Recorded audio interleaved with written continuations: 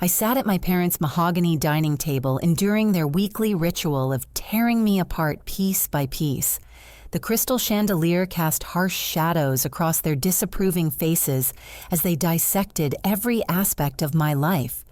My mother, Susan, adjusted her designer pearls and wrinkled her nose at my simple cotton blouse. My father, Robert, swirled his expensive wine while shaking his head at my practical shoes. They had spent the last hour comparing me to my supposedly successful siblings, highlighting every way I had disappointed their expectations. The conversation reached its peak when my mother sneered at my 10-year-old Honda Civic parked outside. Just as she opened her mouth to deliver another cutting remark, my father's phone rang. His confident expression crumbled as he answered with a shaky voice. The caller's voice carried enough authority to make my father straighten his spine and clear his throat nervously. He listened intently, his face draining of color with each passing second. When he hung up, his hands trembled slightly as he set the phone down beside his untouched dessert plate. "Who was that Robert?" My mother asked, her tone sharp with curiosity and irritation at the interruption. "The new owner of Riverside Community Bank," he stammered, loosening his silk tie. "There's an emergency board meeting tonight. She wants all department heads present immediately." My brother Marcus leaned forward, his law degree apparently making him an expert on everything. "Emergency meeting on Sunday evening." "That sounds serious. Maybe someone's getting fired." My sister-in-law Patricia gasped dramatically, clutching her wine glass. "Robert, you don't think it's about layoffs, do you? We just booked that cruise to the Mediterranean." Amanda, my younger sister, looked genuinely concerned. "Dad, your job will be safe, right? You've been there for 15 years. I watched this circus of panic unfold while remaining perfectly calm.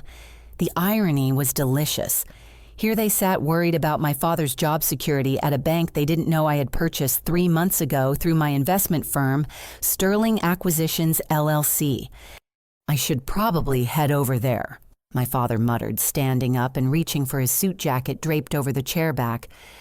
"Actually," I said, rising from my seat and smoothing down my blazer, "I think I'll come with you." The entire table stared at me as if I had announced my intention to fly to Mars. My mother's perfectly manicured eyebrows shot up toward her hairline. "Glenda, sweetheart," she said with that condescending tone I had endured for 32 years. "This is important bank business, not really your area of expertise." "Oh, I think you'll find it's exactly my area of expertise," I replied, checking my watch. "Shall we go, Dad? I'd hate to keep myself waiting." The confused silence that followed was worth every moment of humiliation they had put me through. My father blinked rapidly, trying to process what I had just said.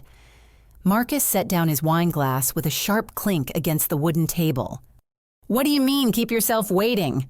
he asked, his voice carrying that lawyerly skepticism that had annoyed me since law school.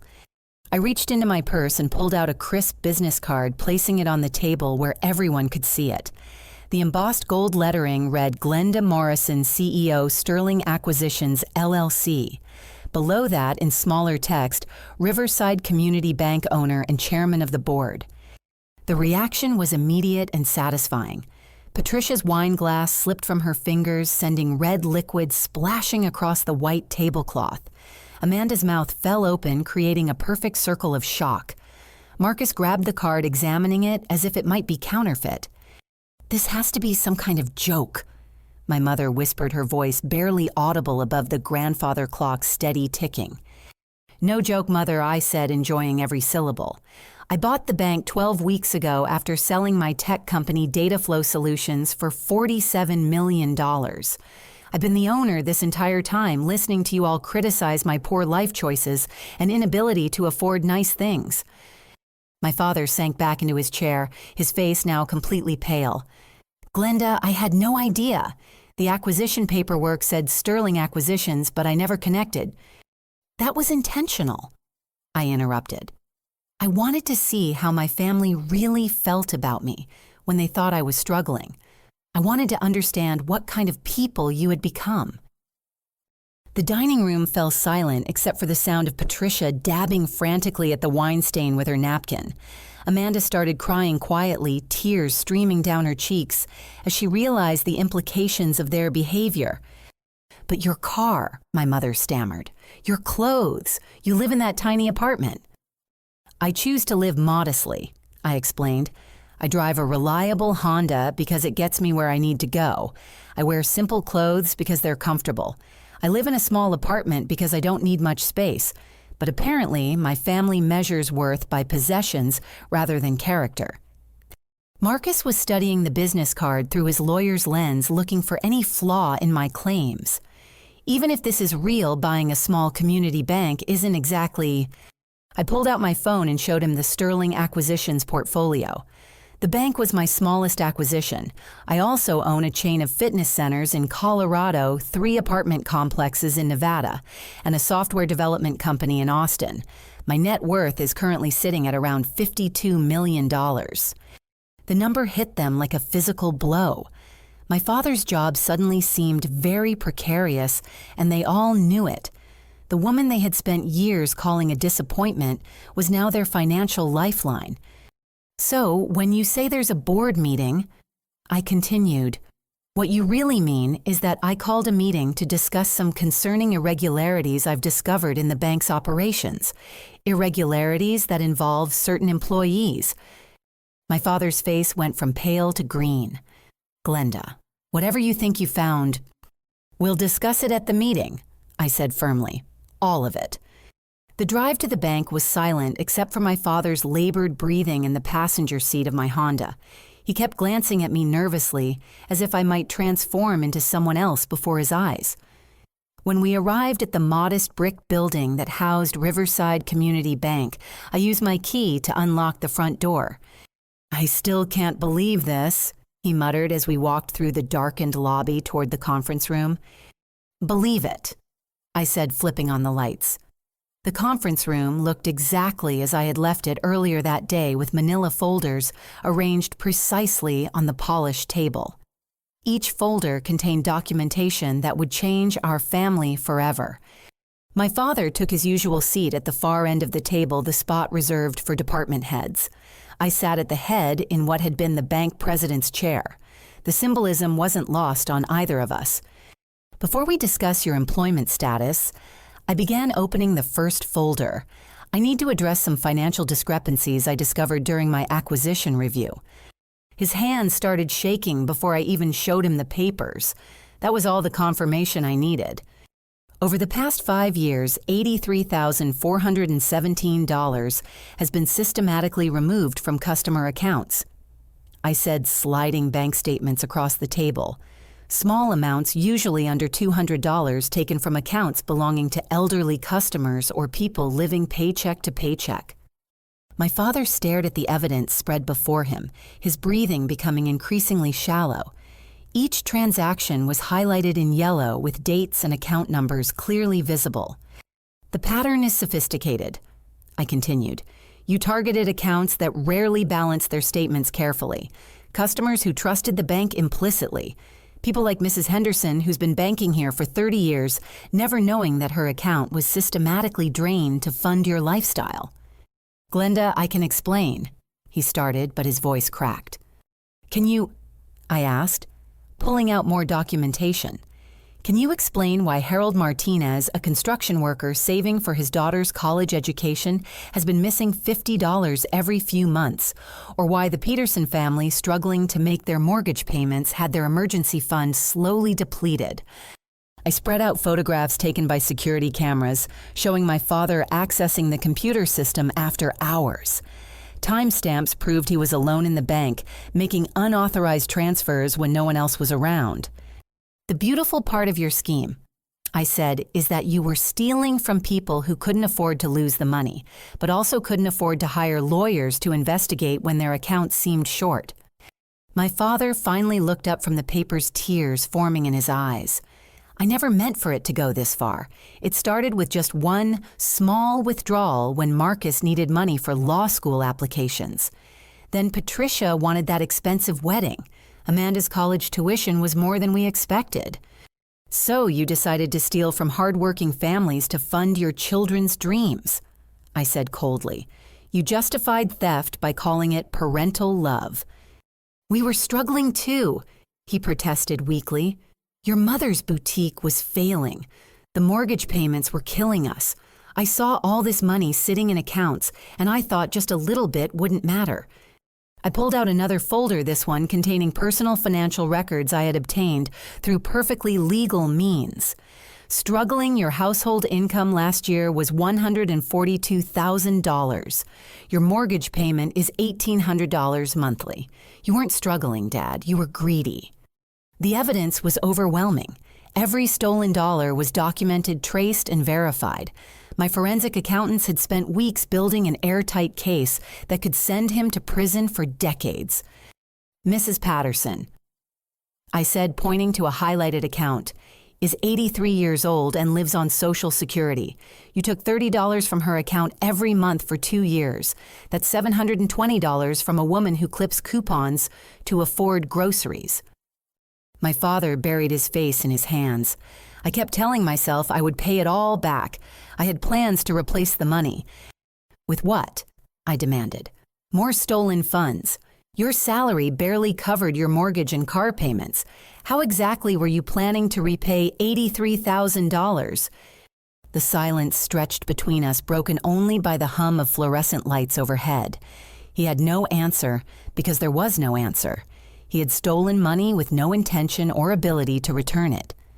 I could have you arrested right now, I said quietly. I have more than enough evidence to convict you of embezzlement, fraud, and theft. You would spend the next 10 to 15 years in federal prison. His head snapped up, panic flooding his features. Glenda, please, I'm your father.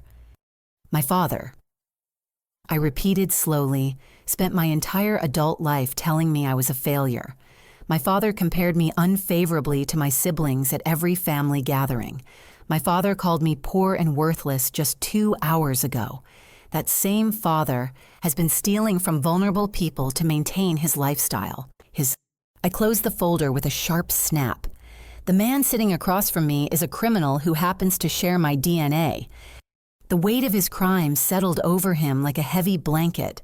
For the first time in my life, I saw my father, as he truly was, not the successful businessman he pretended to be, but a weak man who chose the easy path, regardless of who got hurt. What happens now? He asked in a voice barely above a whisper. That, I said, standing up from my chair, depends entirely on what happens at Sunday dinner next week. The following Sunday arrived with unseasonable warmth for October in suburban Chicago. I drove my reliable Honda to my parents' house, knowing this would be our last family dinner as we knew it. The previous week had given everyone time to process the revelation about my wealth and my father's crimes, but they had no idea what else I had discovered. I found them gathered in the living room, speaking in hushed tones that stopped the moment I entered. Marcus stood by the fireplace in his expensive suit, trying to project the confidence that had made him the family's golden child. Patricia sat rigidly on the couch, her designer handbag clutched tightly in her lap. Amanda occupied the window seat, nervously picking at her nail polish. My parents flanked the sofa, both looking as if they had aged years in the past week. I think we need to discuss our family's future, I announced, settling into the wingback chair that gave me a clear view of everyone's faces. Glenda. Marcus began in his courtroom voice. I've been thinking about Dad's situation all week. As your brother and as an attorney, I believe we can work through this privately without involving law enforcement.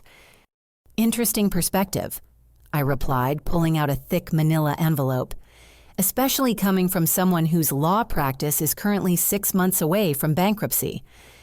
The color drained from Marcus's face so quickly, I thought he might faint. Patricia's head whipped around to stare at her husband, confusion and fear mixing in her expression. That's impossible, Patricia said, her voice rising an octave. Marcus just landed that pharmaceutical lawsuit. He told me it's worth millions. I opened the envelope and spread out financial documents across the coffee table. Court records, bank statements, and creditor notices painted a picture of complete financial collapse. The pharmaceutical case was dismissed 3 months ago, I explained, pointing to the court filing. Along with the construction fraud case and the medical malpractice suit, Marcus hasn't won a significant case in 18 months.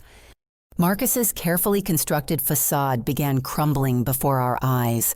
His shoulders sagged as if an invisible weight had been placed upon them. His law firm owes $47,000 to creditors. I continued. The mortgage on your house is 6 months behind. Your credit cards are maxed out at over $38,000 in debt. The car in the driveway is scheduled for repossession next Thursday. Patricia shot to her feet, her handbag falling to the floor with a loud thud. Marcus, is this true? Have you been lying to me about everything? I can explain. Marcus stammered, his lawyer's eloquence completely abandoning him. It's just a temporary setback. All lawyers go through rough patches. I pulled out another set of documents. These are from the Illinois Gaming Commission documenting your visits to riverboat casinos over the past 2 years. $38,215 in documented losses. The room erupted in shocked gasps. Amanda covered her mouth with both hands. My mother looked as if she had been slapped. You have a gambling problem, I stated flatly. You've been betting money you don't have on poker games and slot machines while telling your wife that you're working late on cases. Patricia began crying angry tears that spoke of betrayal and broken trust. The vacation fund, our anniversary dinner at that expensive restaurant, the jewelry you bought for my birthday. All of it paid for with money we don't have, Marcus admitted, finally forced into honesty. I kept thinking I could win it back. I had a system. I showed them casino receipts with dates and times proving that while Patricia thought her husband was building their future, he was actually gambling it away. The evidence was overwhelming and undeniable. It gets worse, I said, producing another folder. Remember that $10,000 investment opportunity you told Amanda about last Christmas? The one where you promised to double her money within 6 months? Amanda's face went white as she realized what was coming. Marcus said he had insider information about a tech startup. He said it was a sure thing. There was no investment, I revealed. He used Amanda's money to pay off a gambling debt to avoid having his legs broken by loan sharks. The silence that followed was deafening. Marcus had stolen from his own sister while maintaining the pretense of being the family's success story. Every achievement they celebrated had been built on lies and borrowed money. Patricia, I said gently, your husband hasn't paid into your retirement account in 8 months. The college fund for the children you're planning to have empty. He cashed it out to cover gambling debts. Patricia collapsed back onto the couch, sobbing uncontrollably. The man she had married, the successful lawyer she bragged about to her friends, was nothing more than an elaborate fiction. But the suits, my mother protested weakly, the expensive dinners, the confidence, all borrowed, I explained. Marcus has been living on credit cards and loans, maintaining appearances, while everything collapsed around him. The expensive suits are rented. The dinners were charged to cards he can't pay. The confidence was an act. Marcus finally broke down, completely admitting that he had been living a lie for so long he almost believed it himself. His gambling addiction had started small but grew until it consumed everything he touched. I never meant for it to go this far, he sobbed. I thought I could fix everything with one big win. The same justification Dad used for stealing, I observed. Apparently taking the easy path runs in the family. The golden child had fallen from his pedestal, taking with him years of family mythology about success and achievement. The lawyer they had all admired was revealed as just another addict, stealing from those who loved him most. What's going to happen to us? Patricia asked through her tears. That, I said, gathering up the documents, depends on whether this family is finally ready to deal in truth instead of lies. The revelation about Marcus's failures had left the family reeling, but I wasn't finished. The worst secrets were yet to be exposed, and my mother sat across from me completely unaware that her hidden life was about to be dragged into the light. Before we discuss solutions, I said, reaching for the final envelope, there's one more family matter that needs to be addressed. My mother, Susan, shifted uncomfortably on the sofa, her manicured fingers twisting the pearls at her throat. She'd been unusually quiet since learning about my wealth and my father's theft, but I could see the calculation in her eyes as she tried to figure out how to benefit from this new dynamic. "Susan," I said, using her first name instead of calling her mother, "how long have you been having an affair with William Thompson?" The question hit her like a physical blow. Her face went through a spectrum of emotions: shock, denial, fear, and finally resignation.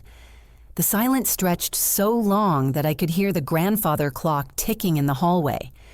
"I don't know what you're talking about," she said finally, but her voice lacked conviction. I opened the envelope and pulled out a series of photographs. High-quality images taken by professional investigators showed my mother entering and leaving the Marriott downtown hotel with a distinguished man in his 50s. Other photos captured them in intimate embraces in restaurant booths, their hands intertwined across candle-lit tables. "These were taken over the past 3 months," I said, laying the photos out methodically. "But the affair has been going on for 18 months, hasn't it?" My father stared at the images as if they were written in a foreign language. His wife of 28 years locked in passionate kisses with another man. The betrayal was so complete that he seemed incapable of processing it. "Robert." My mother started turning toward my father with tears in her eyes. "Don't," I interrupted. "He'll hear everything, but let's get it all out first." I pulled out hotel receipts showing regular bookings at the Marriott, the Hyatt, and even a weekend getaway to Lake Geneva.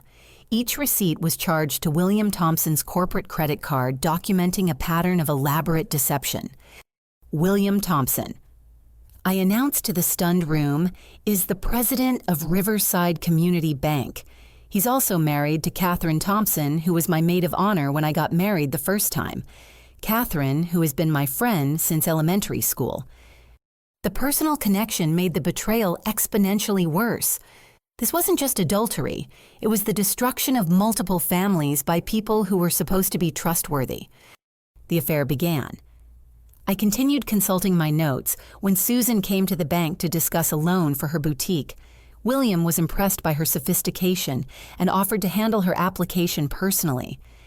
I pulled out copies of text messages between them obtained through perfectly legal means during my investigation. The messages were explicit, detailing sexual encounters and emotional intimacy that belonged in a marriage, not a sordid affair. "Here's a particularly interesting exchange," I said, reading from my phone. Susan wrote, "Robert is so pathetically boring. I can't wait until you're free so we can start our real life together." William responded, "Soon, darling. Once I figure out how to leave Catherine without losing half my assets, we'll have everything we want." My father made a sound that was part sob, part growl. 28 years of marriage reduced to pathetically boring in a text message to another man. "But here's the really fascinating part," I continued. "The boutique loan that started this relationship, it was never intended to be approved. William used it as an excuse to spend time with Susan, stringing her along for months while they began their affair. More documents revealed that the boutique had been doomed from the start. Poor location, inadequate business plan, insufficient collateral. But William had encouraged Susan's dreams while simultaneously ensuring they would fail, creating dependency that fed his ego and her desperation. The boutique's failure wasn't due to market conditions or bad luck, I explained. It was deliberately sabotaged by a man who wanted to make Susan feel vulnerable and grateful for his attention. My mother's face crumpled as she realized how thoroughly she had been manipulated. The man she thought loved her had actually orchestrated her professional failure to make her emotionally dependent on him. "But surely you loved him," Amanda said quietly, trying to find some shred of romance in the sordid tale. I pulled out more text messages. Susan wrote, "I hate pretending to care about Robert's boring bank stories when all I can think about is your hands on my body." And this one, "If Catherine weren't so rich, you would have left her months ago. Money makes cowards of us all." The messages revealed a relationship built entirely on lust and mutual selfishness. No love, no genuine connection, just two selfish people using each other while destroying their families. The most damaging part, I said, producing the final piece of evidence, is this recorded conversation from last Tuesday. I pressed play on a small digital recorder. My mother's voice filled the room, crystal clear and undeniably hers. "I've been thinking about the insurance money," her recorded voice said. "If something happened to Robert, his life insurance would pay off the house and leave me comfortable.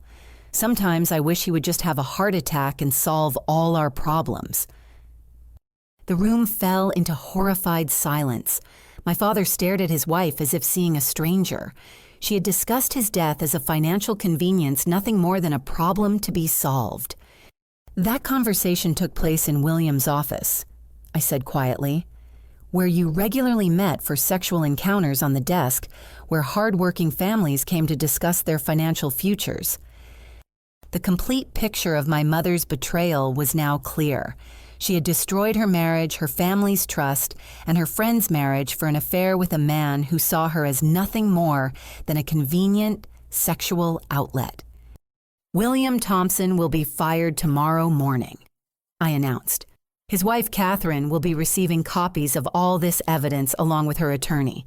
His career in banking is over." My mother finally understood that her lover and her meal ticket were disappearing simultaneously. The man she had betrayed her family for was about to lose everything that made him attractive to her in the first place. "Glenda, please," she begged. "We can work through this as a family." "Family," I repeated slowly. "You mean the family you were planning to destroy for insurance money?" The hypocrisy was breathtaking. The woman who had spent years criticizing my life choices had been living a lie so comprehensive it touched every aspect of her existence. The living room felt like a courtroom where I served as judge, jury, and executioner. My family sat before me, their secrets exposed and their facades crumbling. But I hadn't gathered them here for revenge. I had something far more valuable in mind: redemption. "You're all wondering what happens next," I said, standing and walking to the window that overlooked the backyard where we had played as children. "You're probably expecting me to destroy you all to use what I know to ruin your lives completely." The silence was heavy with anticipation and fear. My father sat with his head in his hands. My mother clutched a tissue box. Marcus stared at the floor, and Patricia continued crying quietly. Only Amanda looked at me directly, hope and shame warring in her expression. "I'm not interested in revenge," I continued, turning back to face them. "Revenge would be easy, but it would make me just as petty and vindictive as you've all proven to be. Instead, I'm offering something more difficult: accountability." I returned to my chair and pulled out a legal document that had been prepared by my attorneys over the past week. "Each of you will have a choice to make," I announced. "You can accept responsibility for your actions and work toward redemption, or you can face the full consequences of your behavior with no protection from me." I addressed my father first. "Robert, you will repay every stolen dollar plus 6% annual interest, totaling $97,843. This will be automatically deducted from your salary over the next 8 years. His head snapped up, hope flickering in his eyes. "You're not firing me." "I'm demoting you to entry-level teller," I said firmly. "You'll work under strict supervision with no access to computer systems beyond basic transactions. You'll attend therapy twice weekly to address whatever emotional issues led you to justify stealing from vulnerable people. And you'll personally write apology letters to every customer you stole from, explaining exactly what you did and why."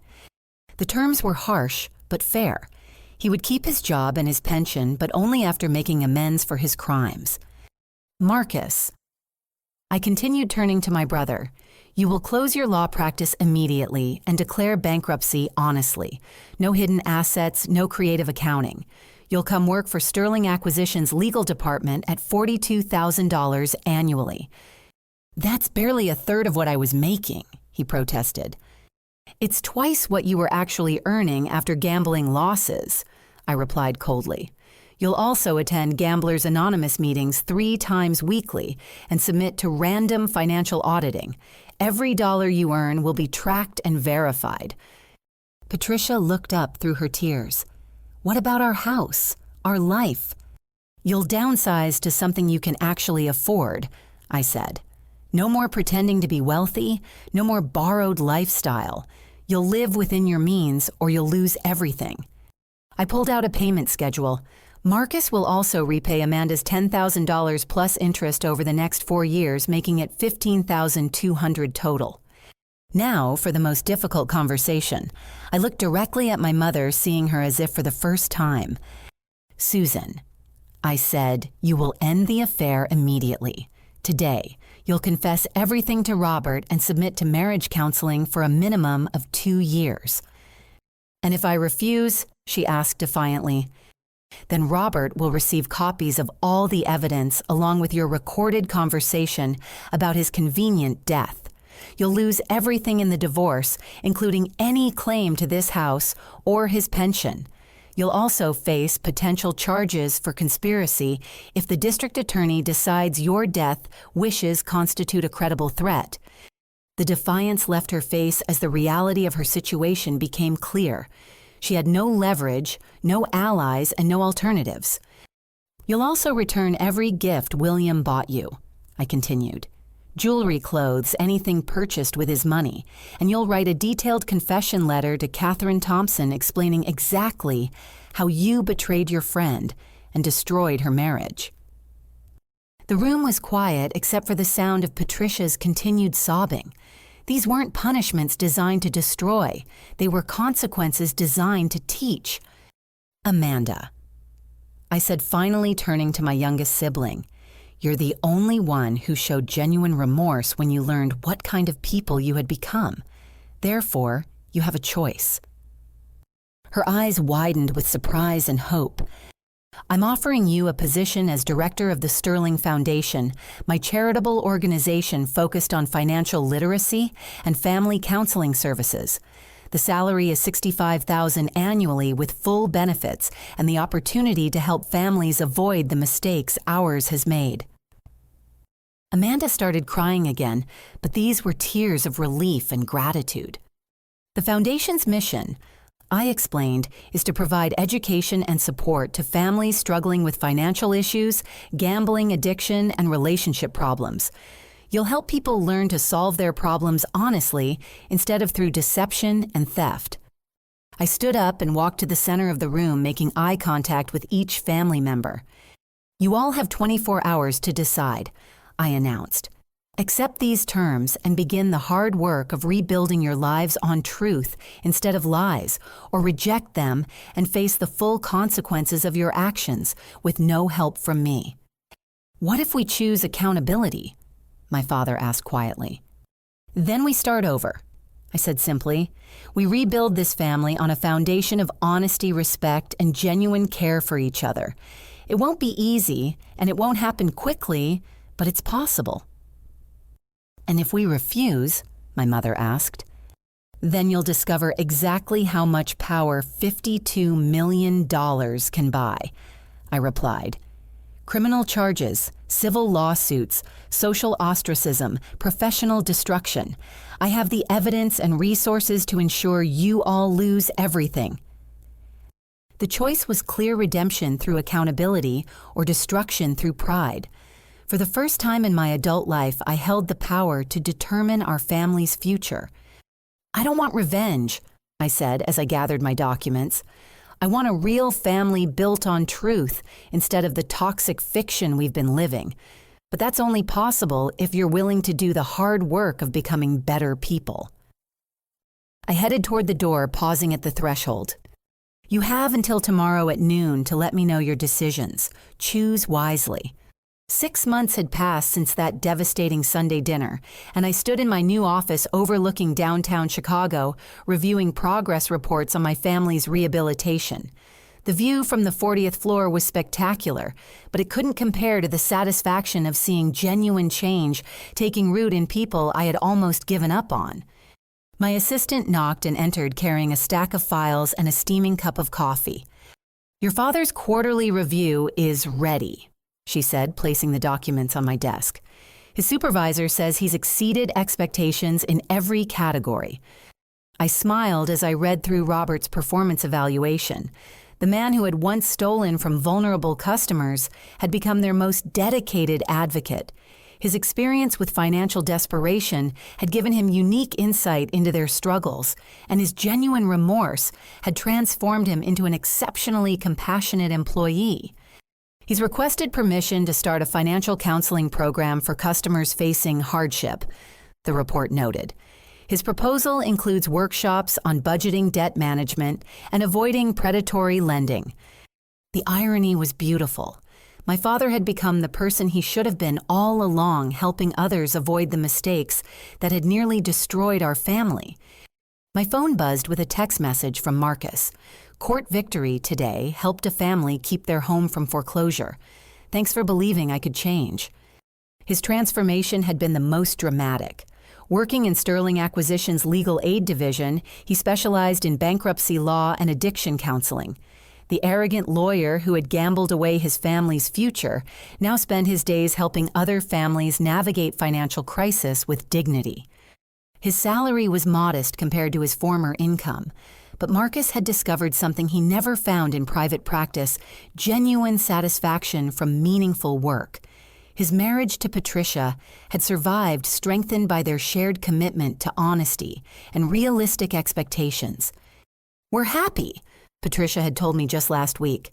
"Truly happy for the first time in years. We don't have much money, but we have trust, and that's worth more than any expensive vacation." They lived in a small but comfortable apartment, drove used cars, and cooked dinner together every night instead of eating at expensive restaurants. The lifestyle change had been dramatic, but it had saved their marriage and their sanity. Amanda's success with the Sterling Foundation had exceeded my wildest expectations. In 6 months, she had developed programs that were being studied by universities across the country. Her natural empathy, combined with our family's hard-earned wisdom about financial mistakes, made her uniquely qualified to help others. "We've helped 47 families avoid bankruptcy this quarter," her latest report indicated. "Our gambling addiction support group has 23 active participants with a 92% success rate for members who complete the full program." The foundation's crown jewel was Amanda's Second Chances program, which provided counseling and financial planning services to families dealing with theft, addiction, or infidelity. Who better to guide others through crisis than someone who had lived through our family's complete meltdown? But the most surprising transformation belonged to my parents' marriage. I had expected them to divorce once all the secrets were exposed, but something unexpected happened. Instead, they chose to fight for each other. We realized, my father had explained during our weekly coffee meetings, that we had both become people we didn't recognize. Susan was looking for excitement because I had become boring and predictable. I was stealing money because I felt inadequate compared to our successful children. The marriage counseling had been brutal but effective. 2 years of honest communication had revealed decades of unspoken resentments and unfulfilled needs. But beneath all the hurt and anger, they rediscovered the people they had fallen in love with 28 years earlier. "Your mother started the boutique because she needed to feel valuable and accomplished," Robert continued. "When it failed, she felt like a failure, which made her vulnerable to William's manipulation." Susan had written the required confession letter to Catherine Thompson, who had responded with unexpected grace. "I knew my marriage was over long before your mother came along," Catherine had written back. William's character flaws were apparent to anyone paying attention. In a strange way, this affair gave me the push I needed to start fresh. Catherine had divorced William and moved to Arizona to be closer to her grandchildren. William's career in banking was over, but he had found work as a financial advisor for a small credit union, starting over at the bottom of an industry he had once dominated. My parents' relationship now operated on completely different principles. They talked honestly about money, emotions, and expectations. They attended counseling together every week and had developed new traditions that emphasized communication over appearances. "We're planning a vacation to Branson," my mother had told me proudly just yesterday. "Nothing fancy, just a long weekend in a modest hotel, but it's money we actually have and we're choosing to spend it together." The contrast with their previous lifestyle was stark. No more expensive dinners they couldn't afford. No more designer clothes purchased on credit. No more keeping up with neighbors whose income they couldn't match. Instead, they had found contentment in a life scaled to their actual means. Sunday dinners had resumed, but with new ground rules, I had established no discussions of money, no comparing achievements, and mandatory gratitude sharing, where each person had to mention something positive that happened during their week. "These dinners are better than they ever were before," Amanda had observed. "We actually talk to each other instead of just trying to impress each other." The transformation wasn't complete, and it wasn't always easy. Marcus still attended Gamblers Anonymous meetings 3 times weekly. My father continued therapy to address the emotional issues that had led him to steal. My mother worked with a counselor to understand how she had justified betraying everyone who trusted her. But the progress was undeniable. My family had been forced to confront their worst selves and choose whether to become better people or remain trapped in patterns of deception and selfishness. Looking out at the Chicago skyline, I reflected on the journey that had brought us all to this point. Money had been both the source of our problems and the catalyst for our solutions. But the real wealth we had discovered was the possibility of authentic relationships based on truth instead of facades. My assistant knocked again, reminding me that Marcus and Amanda were coming by for our monthly family business meeting. We were developing a new program to help children of divorced parents navigate the financial and emotional complexities of split households. "The meeting materials are in Conference Room B," she said. "And your mother called to confirm Sunday dinner. She's making her famous pot roast." I smiled, remembering how that same pot roast used to come with a side of criticism and comparison. Now it represented something entirely different, a family that had chosen love over pride, truth over appearances, and growth over stagnation. As I gathered my papers for the meeting, I realized that the woman who had sat at that dining table 6 months ago, enduring insults about her poverty, was gone forever. In her place was someone stronger, wiser, and surprisingly hopeful about the future. True wealth, I had learned, wasn't measured in dollars or possessions. It was measured in the quality of relationships and the courage to demand better from the people you love. 2 years after that life-changing Sunday dinner, I stood in the garden behind my parents' house, watching Amanda adjust her wedding dress in the afternoon sunlight. The gathering was small but genuine, with everyone contributing according to their actual means instead of maintaining false appearances that had nearly destroyed our family. "You look beautiful," I told my sister, helping her with the delicate pearl buttons that had belonged to our grandmother. "I never thought this day would come," Amanda replied, her eyes bright with joy. 2 years ago, I wasn't sure our family would survive. Now look at us." She was right to be amazed. The transformation had been so complete that sometimes I wondered if we were the same people who had gathered for that disastrous dinner 24 months earlier. The evidence of change was everywhere. Genuine smiles instead of forced politeness, honest conversations instead of competitive posturing, and real love instead of conditional approval. Robert approached, looking handsome in his modest but well-tailored suit. His role as father of the bride carried special weight, considering how close he had come to losing everything through his crimes and poor choices. "The guests are seated," he announced, his voice steady and proud. "David's waiting at the altar with that nervous smile grooms always have." David Chen was a high school teacher Amanda had met through the Sterling Foundation. He was kind, honest, and completely unimpressed by wealth or status. More importantly, he loved Amanda for exactly who she was, not who she pretended to be. "Are you nervous, Dad?" Amanda asked, taking his arm. "Not nervous," he replied thoughtfully. "Grateful. Grateful that I get to walk my daughter down the aisle instead of watching from a prison cell." The honesty in his response exemplified how much our family dynamic had changed. No more pretending, no more false pride, just authentic emotion and genuine connection. As we made our way toward the flower-decorated archway where David waited, I noticed how different everyone looked. Marcus stood beside the groom, serving as best man despite their turbulent history. His gambling addiction was in permanent remission, and he had found genuine fulfillment in helping other families navigate legal and financial crisis. Patricia sat in the front row, radiant in a simple dress she had sewn herself. Learning to live within their means had revealed talents and interests she never knew she possessed. Their marriage was stronger now than it had ever been during their years of financial deception. My parents sat together holding hands like teenagers. Marriage counseling had been painful but transformative, teaching them to communicate honestly about needs, fears, and dreams they had buried for decades.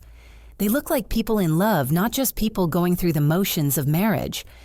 Dearly beloved, the minister began. We gather today to celebrate the union of Amanda and David, two people who found each other through service to others and chose love based on truth rather than illusion. The words resonated deeply with our family's journey. Every relationship had been rebuilt on foundations of honesty instead of the convenient lies that had nearly destroyed us all. During the ceremony, I reflected on the lessons we had learned through crisis and redemption. Money, we discovered, amplified character rather than creating it. Those who were fundamentally selfish became more selfish when they had access to wealth. Those who were genuinely caring became more generous and thoughtful. Do you, Amanda, take David to be your husband, promising to share your life openly and honestly in good times and bad, in wealth and poverty? I do, Amanda replied, her voice clear and strong. The vows carried special meaning for our family. We'd all learned what happened when people prioritized comfort over truth image, over authenticity, and personal gain over family loyalty.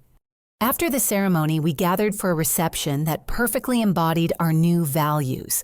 The food was prepared by family members and friends rather than expensive caterers. The decorations were handmade with love instead of professionally designed for show. The music came from Marcus's guitar and David's surprisingly beautiful singing voice. I'd like to propose a toast, I announced, raising my glass of champagne as the sun set behind us. Everyone gathered around, their faces glowing with happiness and contentment that money couldn't buy.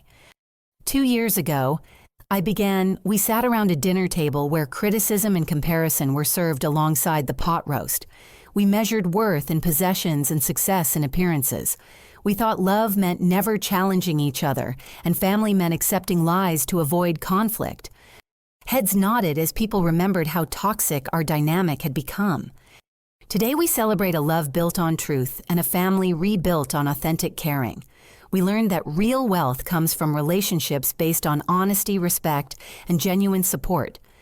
I looked at each family member, seeing people who had chosen growth over comfort, truth over convenience.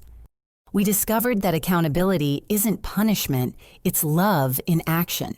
When we care enough about someone to demand they become their best self, even when it's difficult, that's when relationships become real. My father wiped away a tear, remembering his journey from criminal to counselor.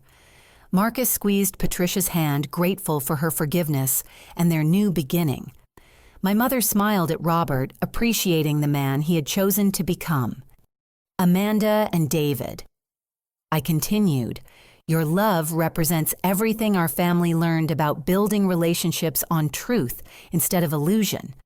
May your marriage be blessed with the kind of honesty that makes real intimacy possible.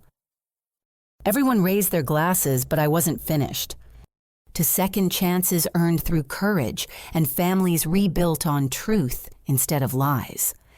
The toast was met with enthusiastic cheers and applause that came from the heart rather than obligation. As the evening progressed, I watched my family interact with genuine warmth and affection. The competitive edge was gone, replaced by supportive encouragement. The criticism had been replaced by celebration. The lies had been replaced by loving honesty.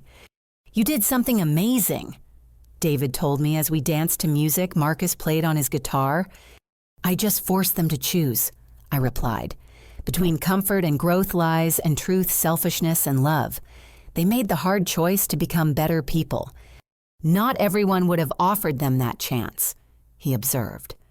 Revenge would have been easier, I admitted, but it would have made me just like them. Real love means believing people can change and giving them the tools to do it. Near the end of the evening, I found myself sitting with my parents on the same porch where I had spent countless childhood evenings. The conversation was relaxed and genuine, without any of the tension that had characterized our relationship for decades.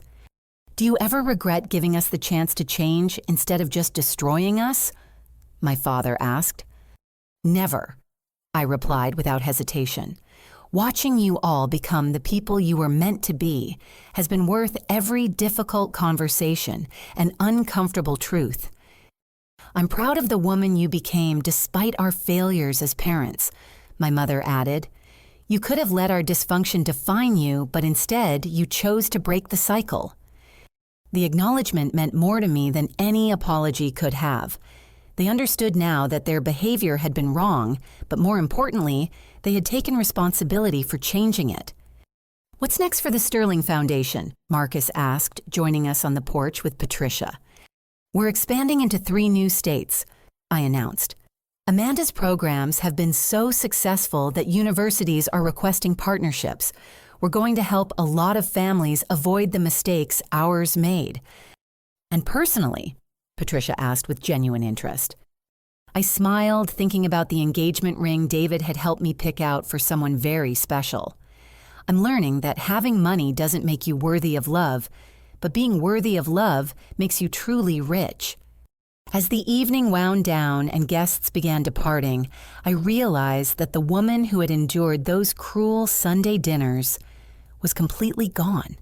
In her place was someone who understood that true power came from lifting others up rather than tearing them down. Our family's story had become a testament to the possibility of redemption through accountability growth, through crisis, and love through truth. We had learned that change was possible at any age, forgiveness was earned through action rather than words, and real wealth was measured in the quality of relationships rather than the size of bank accounts. Standing in the garden where this new chapter of our story had begun, I felt grateful for the journey that had brought us all to this moment. The path hadn't been easy, but it had led us to something precious of family, based on authentic love rather than convenient lies. As my parents headed inside to begin cleaning up, I heard my mother say to my father, "Thank you for choosing to stay and fight for us instead of running away from the hard work." "Thank you for doing the same," he replied, taking her hand as they walked together toward their rebuilt life. The conversation reminded me of the most important lesson our family had learned. Love isn't just a feeling, it's a choice. A daily decision to prioritize truth over comfort, growth over stagnation, and hope over fear. That night, as I drove home through the quiet streets of suburban Chicago, I thought about all the families struggling with the same issues that had nearly destroyed ours. Financial pressure, communication, breakdown, competing priorities, and the temptation to choose easy lies over difficult truths. The Sterling Foundation would continue expanding, reaching more people who needed hope and practical tools for change. But beyond the professional mission, I carried a personal understanding that transformation was always possible for those willing to do the work. Have you ever found yourself in a family situation where secrets and lies were destroying relationships? What would you have done if you discovered your loved ones weren't who you thought they were? I'd love to hear your thoughts in the comments below. If this story resonated with you, please hit the like button and subscribe for more tales about real people facing impossible situations and finding the courage to demand better. Share this video with someone who might need to hear that change is possible, no matter how broken things seem. Thank you for joining me on this journey of family forgiveness and the true meaning of wealth. Remember, the richest life isn't measured by what you own, but by the authentic love you build with the people who matter most. Until next time, may your relationships be built on truth and your love be earned through action, not words.